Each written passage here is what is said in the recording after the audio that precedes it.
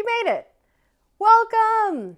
In this video, I'm going to detail everything you get when you purchase my power course, Managing Toxic Politics in Tech. I'm even going to tell you who this course is for and who this course is not for. But before we get started, allow me to introduce myself and share a little bit of my background. I'm Alejandra, the CEO of She Codes Now. You can check out my personal portfolio website, alejandraquetzali.com, Twitter, where my handle is quetzaliale, my Dev2 handle is Alejandra_Quetzali, and GitHub handle is Ale Quetzali. I don't really use Polywork, but hey, you want to follow me, my handle there is also Ale Quetzali. Moving on. All right, so managing toxic politics in tech. As you can see, I am the instructor of this course, and I designed this course for women, for minorities, and disabled. And I wanted to actually specifically spell out and disabled because oftentimes disabled communities are completely forgotten.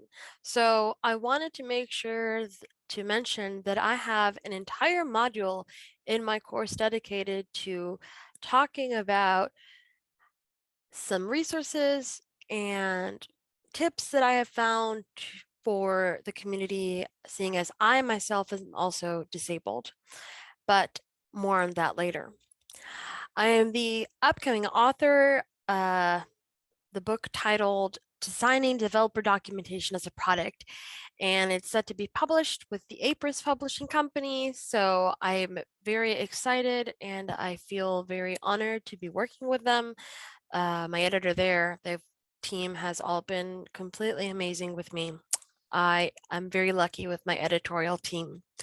And yeah, I'm still writing the book. So coming up, soon to be published. So check it out, check it out. Moving on, I am a member of the Async API Technical Steering Committee. The Async API is actually an open source initiative, and the TSC for Async API helps make decisions on a higher level. For example, when contributors, so maintainers of the code, this open source code initiative, when they cannot agree on something, maintainers, committers, they can help make decisions at repository or project level in GitHub. As you probably could tell by my name, Alejandra, yes, the name is in Spanish. I'm Latina, born and raised in Mexico. Didn't really come full time myself as an adult to the US until my early or mid 20s. So there you have it. I happen to be on the autistic spectrum, and so sensory overload is one of the not so fun things that I often deal with. I have a service dog named Canela, and she's trained in Spanish. Yes, yes, she is trained in Spanish, but I've also trained her for some very important basic tasks. Just to help, since I live currently in the US, I've trained her to be bilingual. And so she actually does know several things in commands in English. Moving on, I've been 9 years in tech. It sounds crazy to me. I can't believe I'm coming up on 10 years, but yes, it's been already 9 years and I've done all kinds of things. I've done paid search, I've done SEO, I've done web development, front-end development, full stack development, developer relations, developer experience, docs as code. I'm all about that, as you probably noticed, seeing as I'm writing a book about it. Technical writing. Oh, I love being a documentation engineer and more. I'm also a fairly well-known tech conference speaker. I'll show a little bit more on that later. And I am very honored and excited to say that I've also been featured in the press for She Codes Now. Really, this is only a few examples of where I've been featured or my work has been mentioned in the press or where She Codes Now has been mentioned in the press.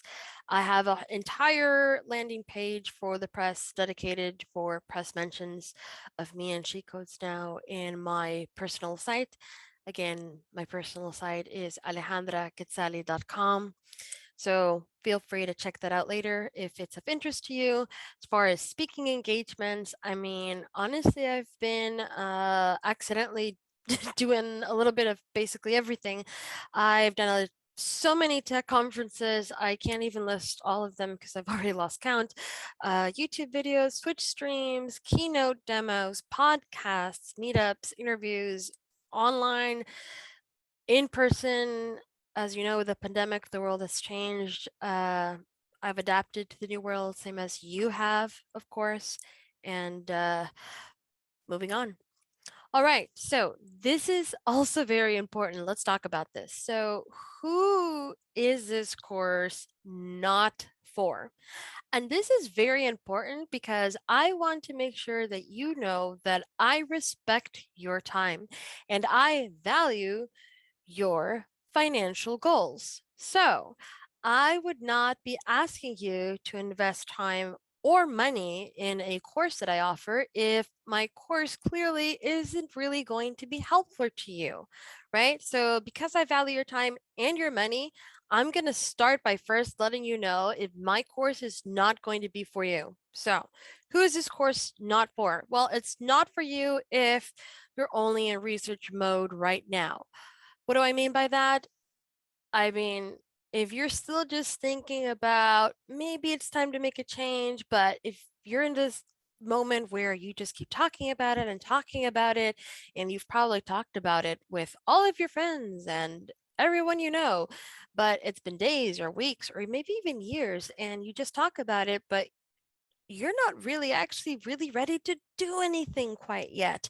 Maybe it's scary to get out of your comfort zone. It could be any sort of reasons. But the point is, if you just like reading about this and Googling about the topic, if you're only just enjoying the research mode, then definitely don't spend money on my course. So this course will not be for you. All right, who else is this course not for? Okay, well, this is not for you if you don't want help and prefer to figure it out 100% by yourself. Or, hey, caveat to that, maybe you feel you already have a support team and you don't need anything else. You're good. So, all right, in that case, I am jealous and I'm happy for you, and that's great. So, don't spend money on my course. You don't need it. Who else is this course not for? Well, okay, this is not for you if you don't need a safe community that acknowledges work trauma and people that can develop PTSD from work trauma. You also don't need this if you don't need a safe community that shares work healing tips. If you don't want to talk about healing and you don't want to, you know, really be honest with yourself and realize that there's something that you want to heal, that there is something that you want to talk about with the support group or just have a private community where you can talk about this stuff, well, this course, this community is definitely not going to be for you. So save for your money. No, seriously, please.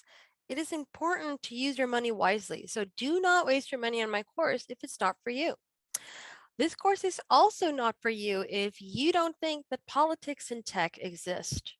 Or another variation of that could be, what are you talking about? I mean, sure, maybe you think that the politics exist in the workforce in general, but perhaps you don't think that it actually happens more or as often as other people claim to women or to minorities or to the disabled community.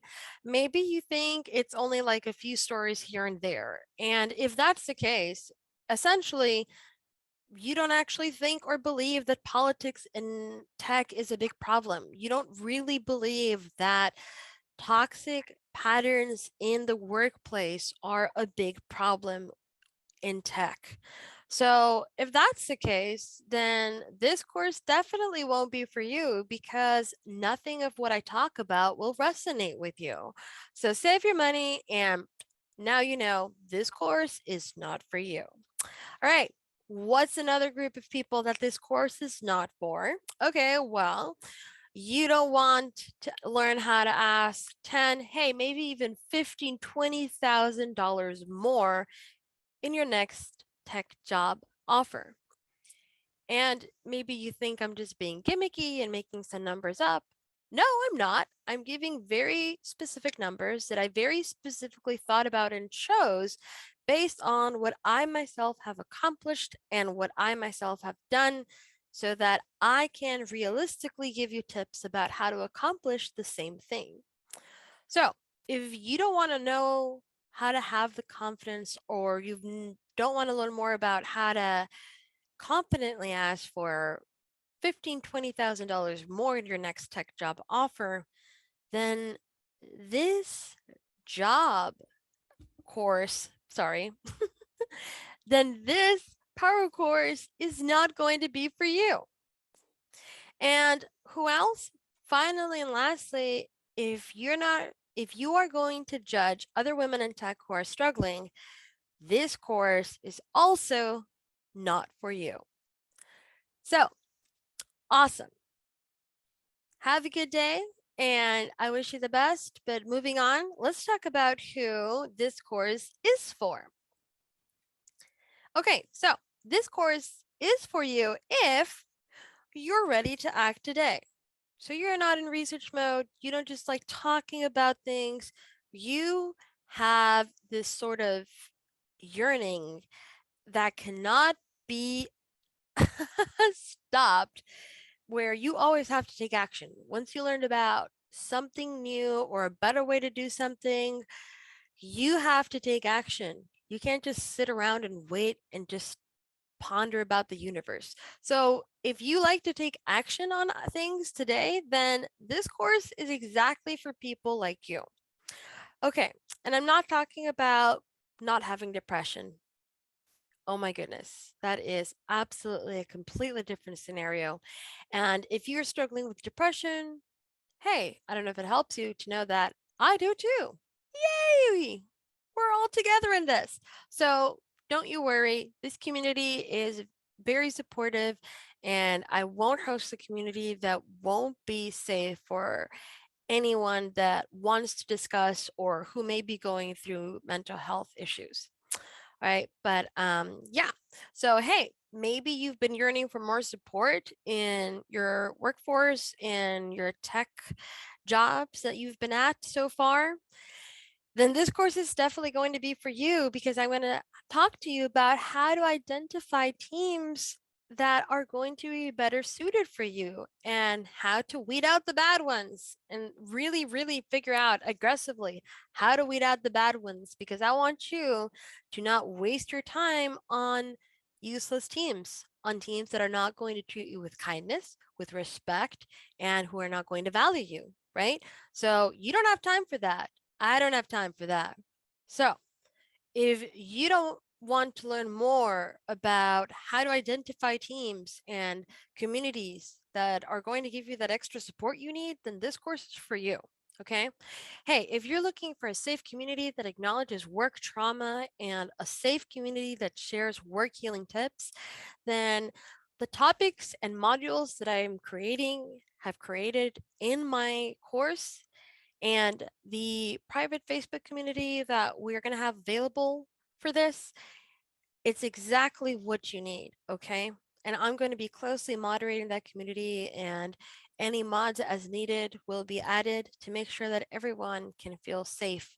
And also, it will be very clearly adhered to a complete privacy for any information or stories shared within that community.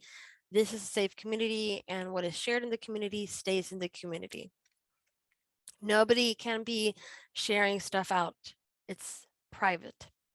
If anyone starts causing issues in the community, they get a warning, but after that, sorry, you get booted out, because bullying is not going to be allowed in this community.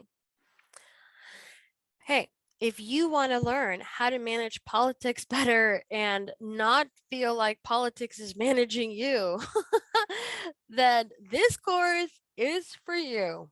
Oh, and if you want the confidence to ask for $15,000 to $20,000 more in your next job offer, If you want to have the confidence to actually make this request at have multiple job offers, then this course is for you because I'm going to teach you how to do all of that. Okay.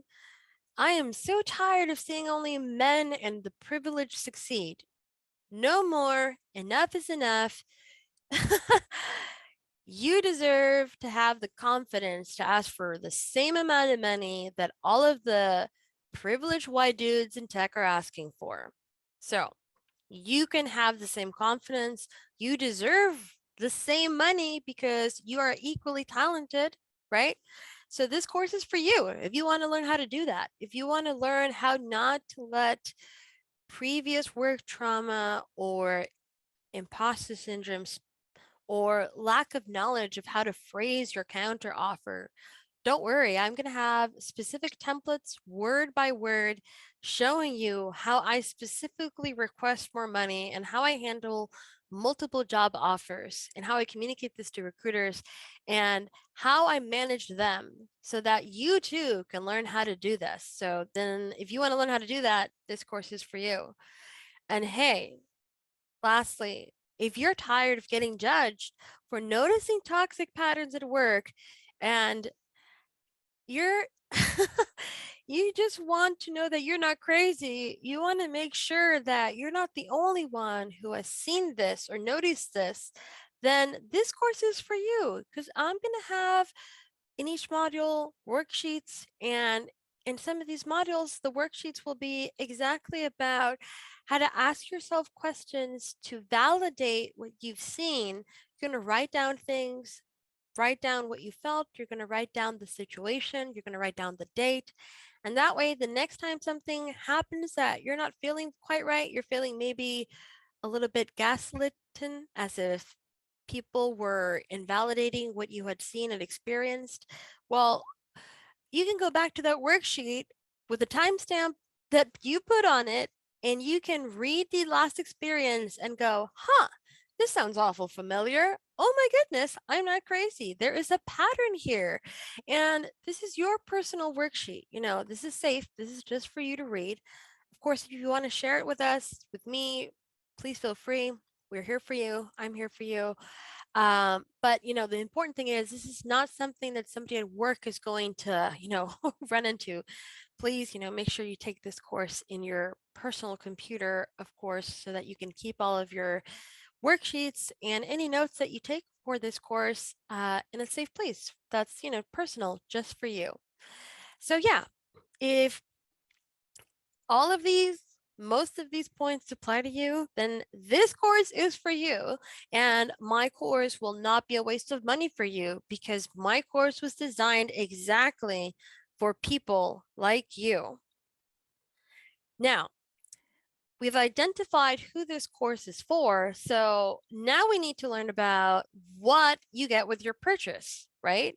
So we've noticed, we all know, we've lived it ourselves, that women, minorities, disabled have no idea how to manage tech politics often during their careers. Many of us don't know how to do this. Nobody taught us how, right? So in this course and in this program, in this community, we're going to take steps to identify our personal responsibility. And what I mean by that is maybe you're dealing with codependence. If you are used to being a codependent, then when you land a tech job and you land on a team that has toxic patterns, you might not notice in time because you're already used to surviving in a toxic environment. And if you haven't noticed that you have a codependent nature or a struggle or leaning to that area, then oh my goodness, think about all the exploitation that is going to happen, of course, by default in that new toxic team. And you won't be able to notice it in time. So personal responsibility here is when you identify your triggers, when you identify what it is that you need to heal in specifically, then you can start working on it. You can start healing, and it's not scary. You're not alone. it's a good thing because you're going to just be so much more confident moving forward, right? Then we also want to learn new tools for managing tech politics.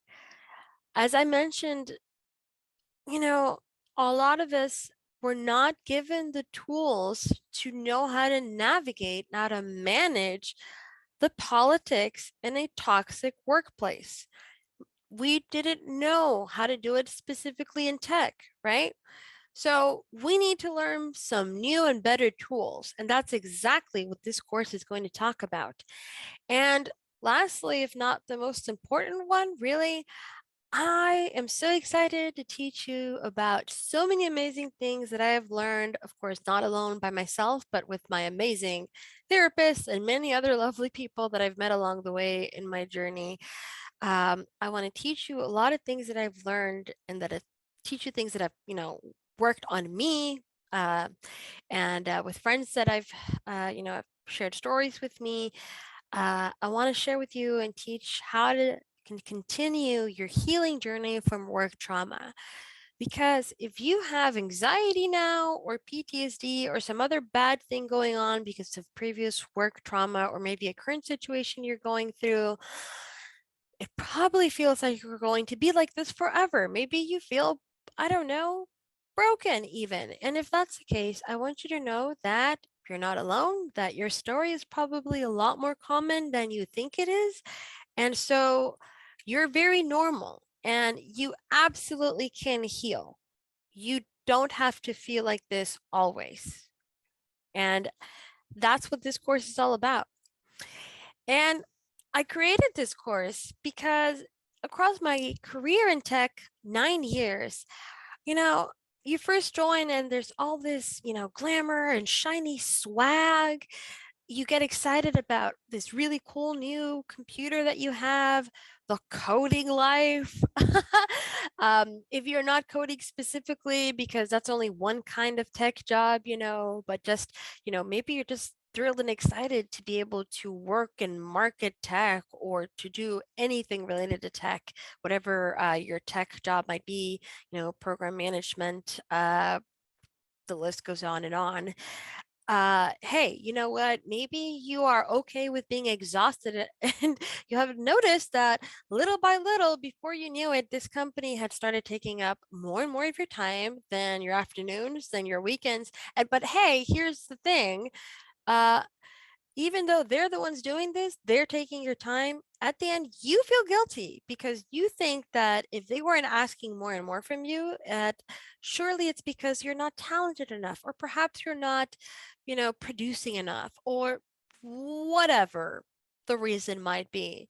And so, what's happening is you're basically, before you realized it, gave your soul to your company. You're giving your entire life to tech. And when did this happen? Right? So, no more. As I mentioned in another course on the homepage, if you already checked that section out of my website, courses.cheatcodesnow.com, I talked to you in another video about how by the end of this 6-week course, you're going to be able to ask for at least $15,000 to $20,000 more in job offers. You're going to finally feel like somebody gave you tools so that now you understand how to manage toxic politics in tech, how to avoid those workplaces, how to avoid toxic environments, how to identify a good work environment for you. And you're going to start your healing journey or continue your healing journey from work trauma. And all right, get ready because 30 modules. So we have a lot of stuff to cover here. All right, wake up, wake up. All right, this is the good stuff. This is what you wanted to know about.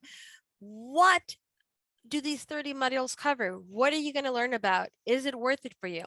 Okay, well, I already told you, I already hinted at how we were going to start with identifying our own personal responsibility.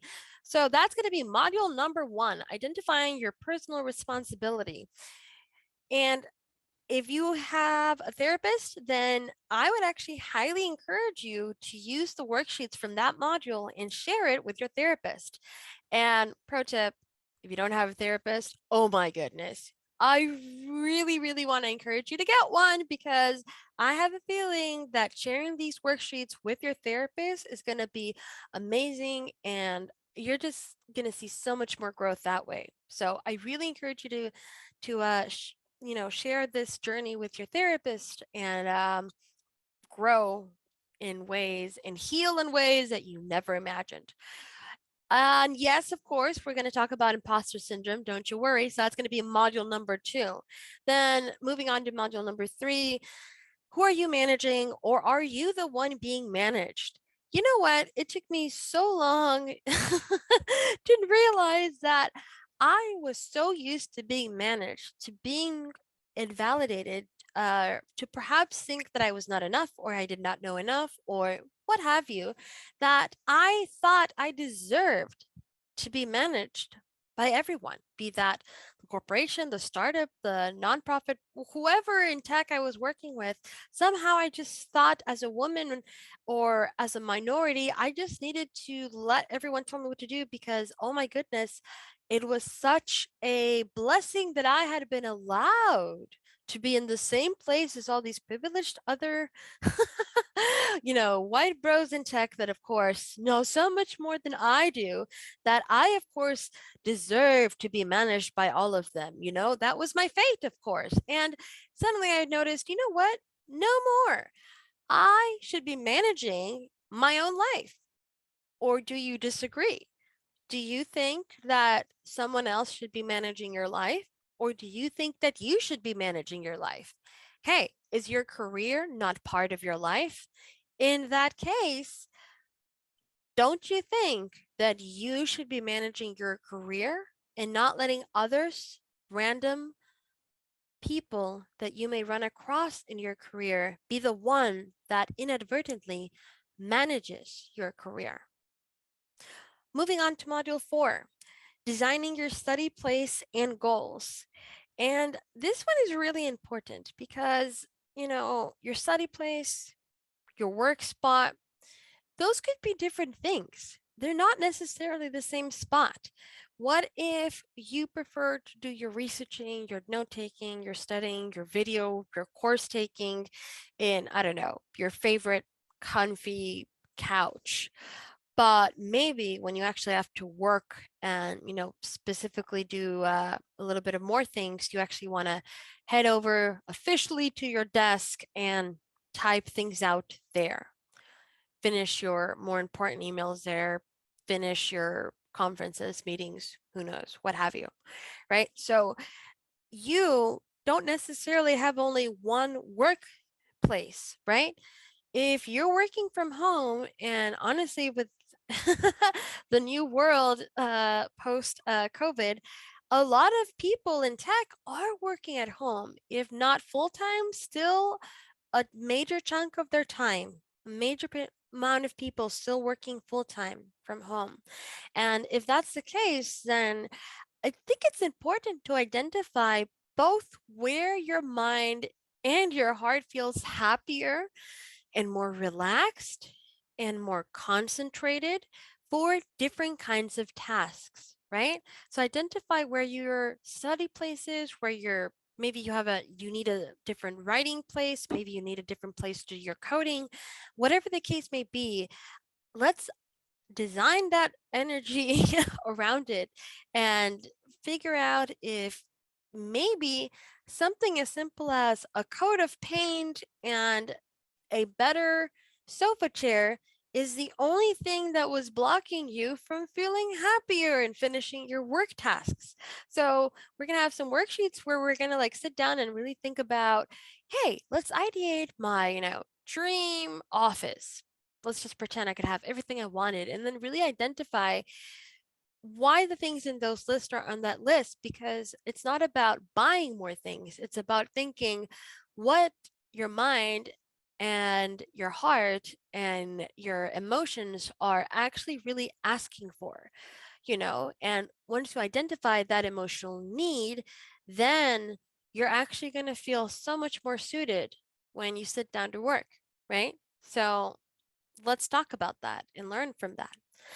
Okay, moving on. We also want to talk about how to ask for a contract, whatever that job is. And I don't mean contract as in part-time. I mean contract as in, your full-time role, and you're signing your job offer and the contract that they offered you, and make sure that it allows you to freelance. Of course, obviously never in direct competition with the product or the thing that you're working with. Common sense, of course. But the reason is you need more than one source of income. It doesn't mean that you want right now to have more than one source of income. Maybe you're not in the place right now to have more than your full-time job. Maybe you don't want an extra side hustle or an extra business. Maybe you don't want it right now. And that's fine. That's not the point of why you want to do this and why you should be doing this. You need this because you don't know what can happen tomorrow, right? If something changes tomorrow, you need to have that loophole. You need to have the security that you are not blocked from having more than one source of income. Because oftentimes, what restricts us from reaching financial freedom is assuming that all we need is one source of income to reach our financial goals.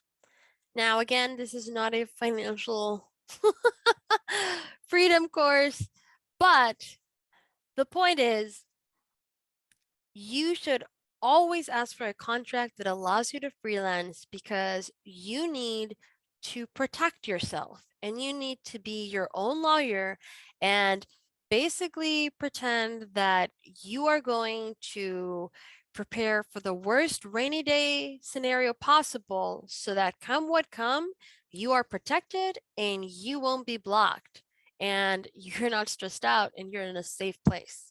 Okay? Because you deserve that. The other module that I'm really going to enjoy talking about is the one called But I'm Disabled. And that one is, as I mentioned at the very beginning of this video, going to be true and near to my heart.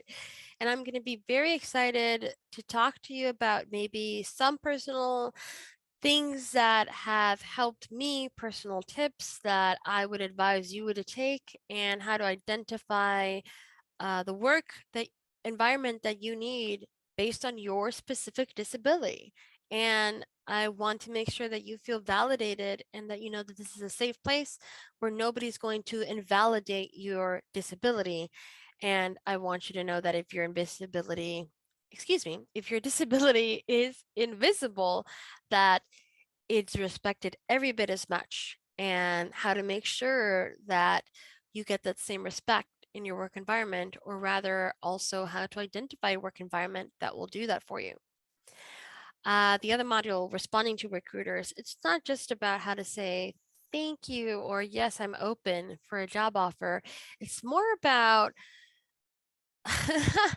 all the little things that no one told you you should be doing with recruiters, because you never know who is just wasting your time unless somebody teaches you these tricks, right? So I'm going to teach you how to notice when a recruiter is wasting your time, how to notice which recruiters actually value your time and genuinely want to form a relationship with you.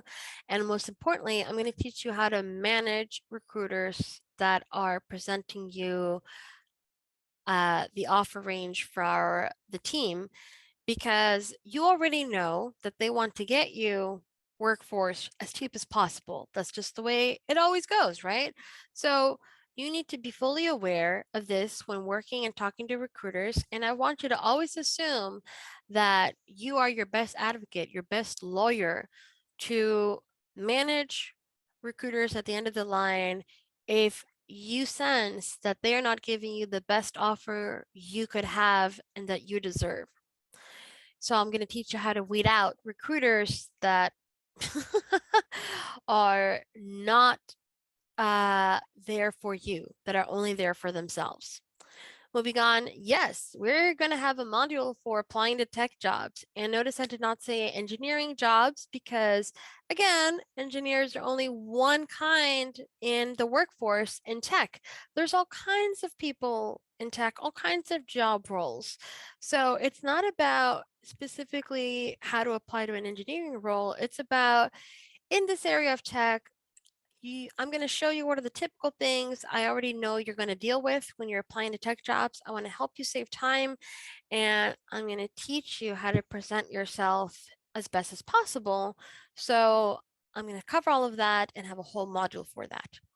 And then, yes, I'm also going to have a module for weeding out bad interviewers, noticing when a team is off, when they actually take pride in their toxic patterns.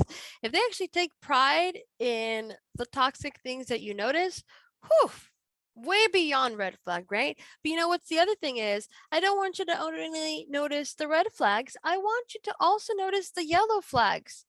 If you ignore the yellow flags, that's why you're missing the red flags, okay? Anything other than a green flag, I want you to consider a no bueno. I'm being silly, yes. And you're going to say no. And you have to learn how to be strong and weed out bad interviewers, bad teams, bad companies, because otherwise you're only going to land in places that don't value you and they're going to cause you harm. Yes, there's also going to be a module for interviewing with FANG companies, or is it, Mang now with, Facebook now being Meta. Each one of these companies in Mang, they each have their own little unique characteristics. They have their own little quirks and their own little requirements, and they're all different. And you need to really pay attention to them and be mindful and really know how to prepare yourself appropriately for the different personalities in these Mang companies. So I'm going to have an entire module dedicated to that. And I'm excited because this is another area that I'm really often get a lot of questions about. So I was excited to get a module for that. And yes, we're also going to have individual modules for interviewing with startups, interviewing with open source, because those are all different politics scenarios. So we need individual modules for all of those. Then bold salary negotiation. And as you can imagine, that's the one I'm most excited about. I'm going to tell you and show you screenshots of exact emails I have sent, and I'll share with you exact phone call conversations I have had with recruiters in which I have made bold requests asking for $15,000 to $20,000 more, and then to my shock, got basically, if not what I asked, remarkably close to what I asked. And it just showed me how often, as a woman, as a Latina, as a disabled person, as an autistic woman, I thought that I was worth less than I actually was. If only I'd known, I would have started asking for a lot more a lot earlier, right? So I'm very excited about the bold salary negotiation module because I know that you also want to know how to ask for $15,000 to $20,000 more in your next job offers and any more that you may have. Moving on, oh yes, because remember, 30 modules, right? So the next module, never trust HR, and I really do mean never. What do I mean by that? Okay, a lot of us have this idea that surely most people in the world mean well, that most people are more or less pretty good, people to, run into for daily activities. We don't really want to think about people around us being bad and evil and, having bad intentions. Nobody wants to think about a world like that, of course.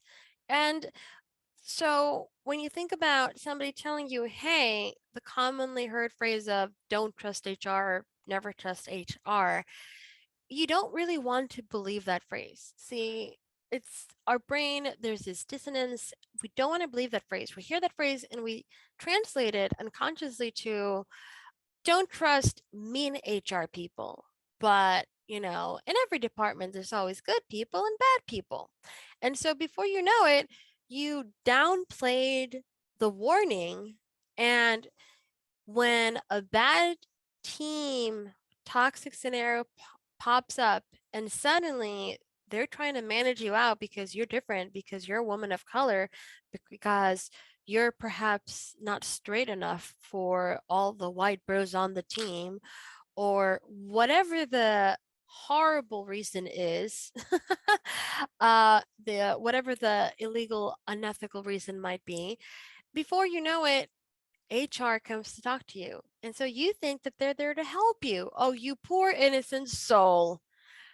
Okay, so if you were here standing next to me, I would just try to shake you and wake you up and say, hey, you cannot trust HR. And when I say never, I mean never.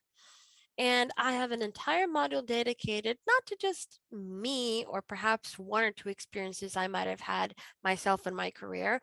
No, I'm going to share with you live, uh, current documented court cases that are open against Apple, against Google, against different companies, sometimes even startups, right?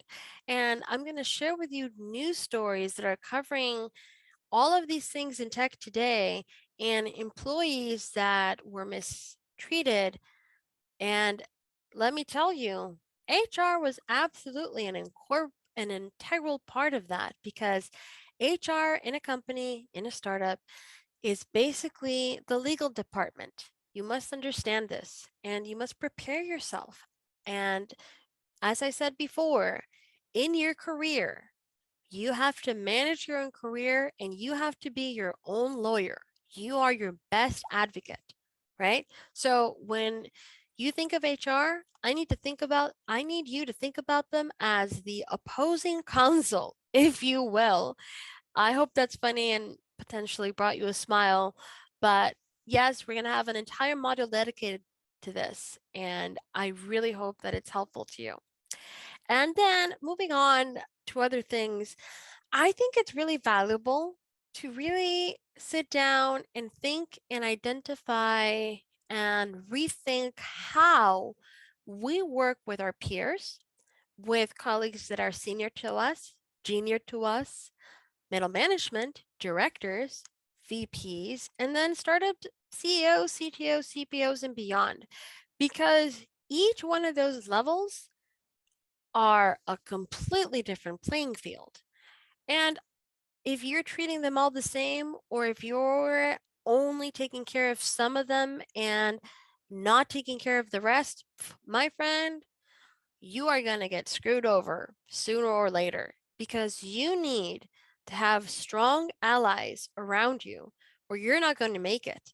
And I'm not just talking about having a strong support team, a support group of women in tech and minorities in tech. I'm talking about you need directors behind you, you need a VP behind you, because if you have a bad day in tech, a bad day in your company, that's the only way you're going to make it out. That's the only way you're going to get the support you need during a bad situation. So I also want you to know how to leverage them to enhance your career and stop being passive about your career and just hoping that the promotion comes by. So you need to learn how to form these relationships, right? So we're going to talk about that, and we're going to have individual modules for all of that.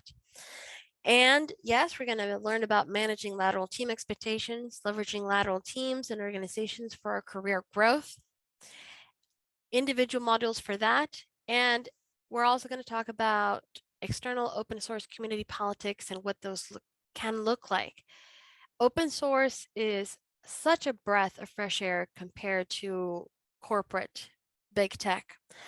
But that doesn't mean that you're not going to have humans that disagree, right? As long as you have humans, you're going to have politics. So let's talk about what those can be like and how you want to deal with them at an open source community, because that's different, right?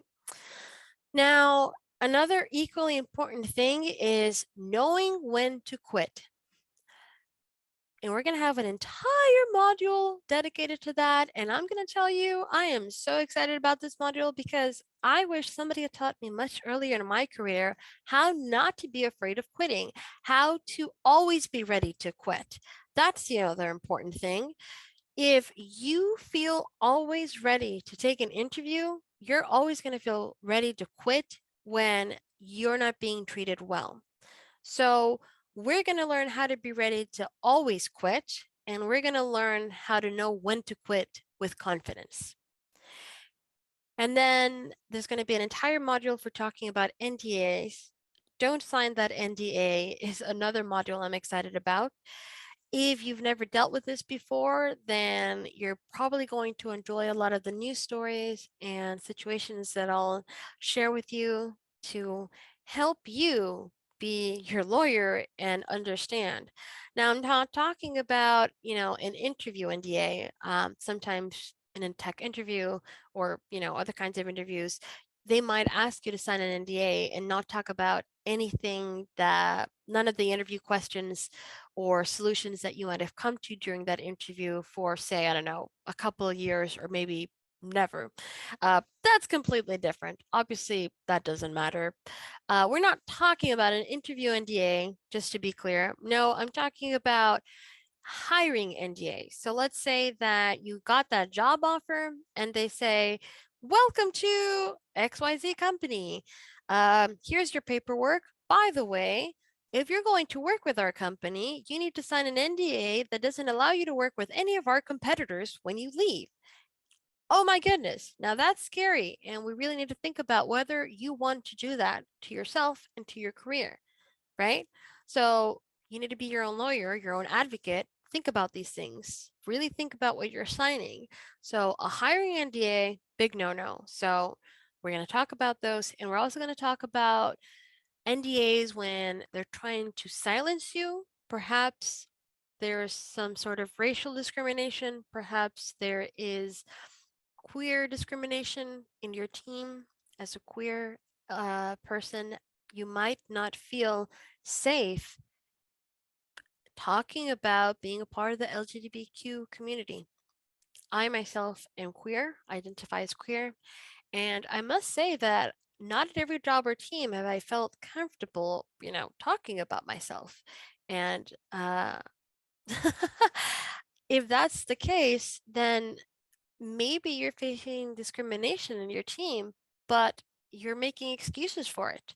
So you shouldn't feel bullied just because you're part of the LGBT community. You shouldn't feel like you're not a part of the team. You shouldn't feel like an outsider. Maybe you're disabled and you feel that they're discriminating against you. No, not feel. You're seeing and actively living discrimination. There are so many kinds of discrimination that could be happening. Whatever the case may be, if they're trying to manage you out or if they're trying to silence you for some reason, they might try to get you to sign an NDA and silence you. They might try to offer you money and give you an NDA. We're going to talk about that and how to manage those situations. And there's going to be an entire module about that. That's going to be amazing. And I really, really know that you're going to learn a lot with that one. Yes, there's going to be a module to help you decide with your checklist and worksheet and identify if you are being managed out.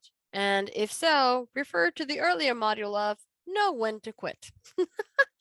And then finally, stop waiting for promotion, move on. And I'm going to show you how when you really want that promotion and you've been waiting around for too long and you can tell it's not going anywhere, I'm going to show you how to move on to your next best team offer and handle multiple job offers and multiple interviews and how to deal with this. So we're going to have an entire module to help you prepare, plan, and attack and be ready.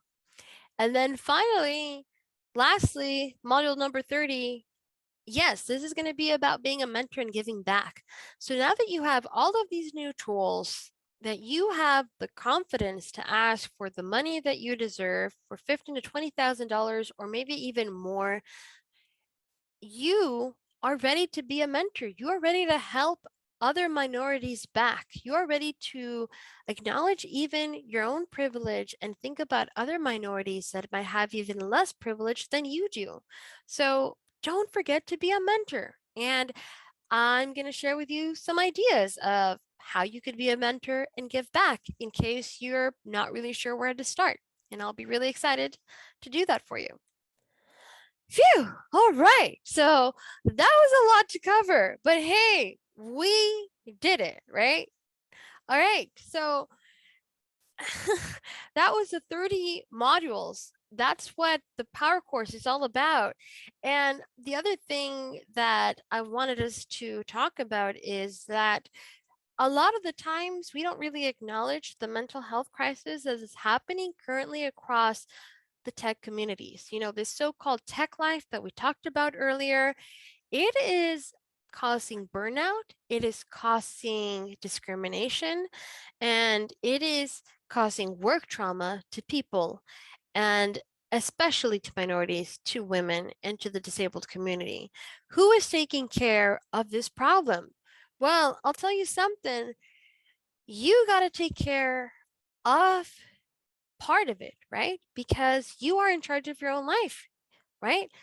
If you are in charge of your own life, then you are in charge of your career. And if you have new tools to help empower you to move forward despite the mental health issues that are happening right now, then you are going to be able to land teams and roles that don't have toxic patterns that will cause you bad mental health. The other thing is, in this course, I also talk a lot about how women, minorities, and disabled are not given adequate tools. I mean, I'm pretty sure I've been mentioning that at least 10 times already in this one video. And the thing is, as women, minorities, disabled are taught to be managed. We are taught to be passive about our career growth. What do I mean by that? Have you ever thought about how you are used to living in fear? You're so accustomed to watching over your back as a woman, as a minority, as a member of the disability community, that you begin to think that fear is a normal state of being. So if you're already living in an alert state of consciousness, you're not going to be able to notice the toxic patterns, the bad job offer deal in time. Enough is enough, right? So if you want to act today, you need to, because women, the truth is, you can't afford not to. So, managing toxic politics in tech. That's why I created this course, because I want all women to feel ready to get into tech. I want any women of any age to know that it's never too late to get into tech or to continue progressing in their tech career. And they just need the tools, the community, and the confidence and the scripts for how to move forward. So all of this and more, we're going to talk about in the Managing Toxic Politics in Tech course. As you know, the price is $1,996, and you can divide that into 4 monthly payments of only $499. And if you're wondering if it's worth that much, well, let me ask you something. Is learning how to ask for even only just 10 to 20,000 more worth it to you? Think about how much you can make if you ask for 15 or 20,000, right? You could probably get a better offer, but maybe you don't feel ready to ask for 15 or 20,000 yet. But hey, even yet, don't you think that you could get a lot more if you asked even for 10 or $20,000 more? And think about that compounded per year. So $10,000 just to round it up to keep it easy.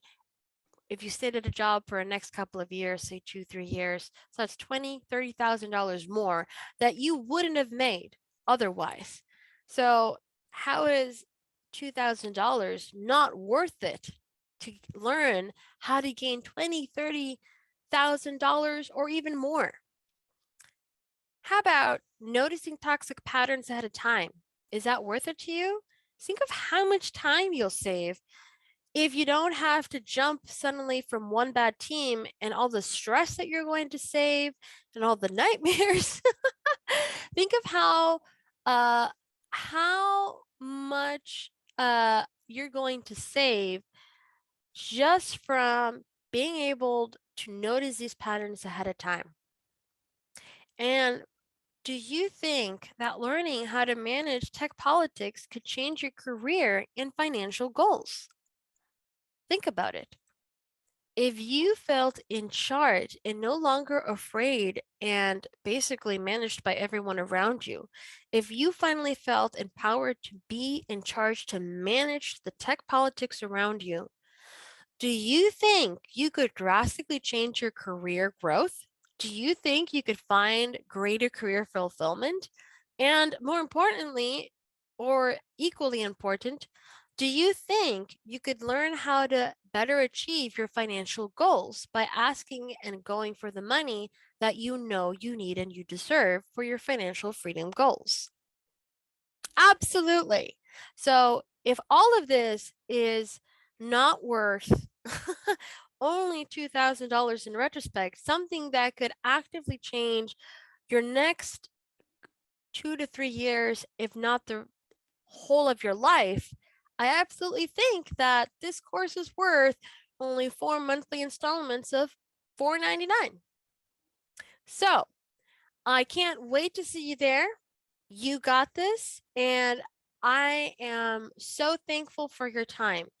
If I can help you with anything, I'm only an email away. And have a great day.